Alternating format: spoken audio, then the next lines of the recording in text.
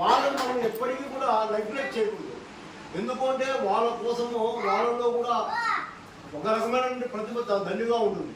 ఇప్పుడు మీరు for example బాగా చూసారో లేదో డమ్ అండ్ డబ్ పిల్లలను చూసేటారు, అంటే చౌటి మూగి పిల్లలను చూసేటారు. వాళ్ళకు మనకు తెలివి మనకు ఉండదు. ఎందుకంటే ఈ ఆర్టీటీ అనేది కూడా ఒక సంస్థ. ఆర్టీటీ సంస్థ కూడా ఈ మూగ పిల్లలకు అందులకు వీళ్ళందరికీ కూడా సపరేట్ స్కూల్స్ పెట్టేసి ఇచ్చేస్తూ ఉంది. అదేవిధంగా మన గవర్నమెంట్ కూడా ఏం చేసింది అంటే ఈ మానసిక వికలాంగులు ఎంఆర్ చైల్డ్స్ కోసమే భవితా సెంటర్ అని చెప్పేసి ఒకటి ఏర్పాటు చేసి దాంట్లో మనం 2 టీచర్లను ఇట్లా నర్సింగ్ బాబు అని రాజశేఖర్ అనేటువంటి టీచర్లను ఇట్లా అలాట్ చేసి వాళ్ళకు కొన్ని అనేకమైనటువంటి సౌకర్యాలను కూడా కలుగజేస్తూ ఉంది. వీళ్ళకు మళ్ళా నెక్స్ట్ ట్రాన్స్పోర్ట్ అలవెన్స్ కూడా ఇస్తున్నారు. ట్రాన్స్పోర్ట్ అలవెన్స్ ఇస్తున్నారు. మళ్ళా నెక్స్ట్ కొంతమంది పిల్లలకు ఇప్పుడు ఆ అబ్బాయికి ఉంది, ఆ అబ్బాయికి 4 వీలర్ అట్లాంటివి కూడా ఇచ్చారు. అదే 4 వీలర్ ఇట్లాంటివి ఇస్తున్నారు. కాబట్టి ఇప్పుడు తల్లిదండ్రులు ఇంతకుముందు ఏమంటే తల్లిదండ్రులు చాలా బాధపడుతూ ఉన్నారు. ఎట్లా బాధపడుతున్నారా, అయ్యో వాళ్ళు ఎవరు మీరు సంరక్షించే వాళ్ళు ఏమీ లేదు. వాళ్ళకు కూడా చదువు తెప్పించి 10th క్లాస్ కూడా పాస్ అయినటువంటి పిల్లలు ఉన్నారు. ఎంఆర్ చైల్డ్స్లో 10th క్లాస్ కూడా అయిపోయినటువంటి పిల్లలు ఉన్నారు. వాళ్ళకు కొన్ని ఉద్యోగాలు కూడా సృష్టిస్తున్నారు.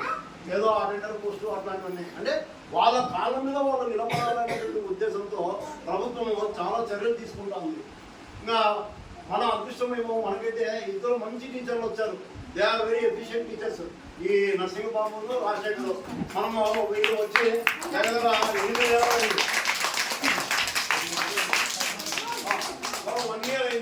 ఈ 1 year కాలంలో వీళ్ళు అనేకమైన అభివృద్ధి చేశారు, బాగా చూసుకుంటున్నారు. అందులోనూ మన మండలంలో మొత్తం పిల్లలను మనం గుర్తించినాం. 36 మంది పిల్లలు మన మండలంలో ఉన్నారు. ఇట్లా ఎంఆర్ చైల్డ్స్ వీళ్ళకు కొంతమంది హోమ్ బేస్డ్ ట్రైనింగ్ కూడా వీళ్ళు ఇస్తున్నారు. టోటల్గా 75 మంది ఉన్నారు. ఈ హోమ్ బేస్డ్ ట్రైనింగ్ కూడా ఇస్తున్నారు. అప్పుడప్పుడు శనివారం వాళ్ళు విజిట్ చేసి వస్తున్నారు. మేము కూడా పోయినాం. ఎక్కడ పోయినాం మేము? జమ్ములవాడపల్లిలో పోయినాం. జమ్ములవాడపల్లిలో ఒక ఎంఆర్ చైల్డ్ ఉన్నాడు. ఆ ఇంటికి మేము స్వయంగా పోయినాం.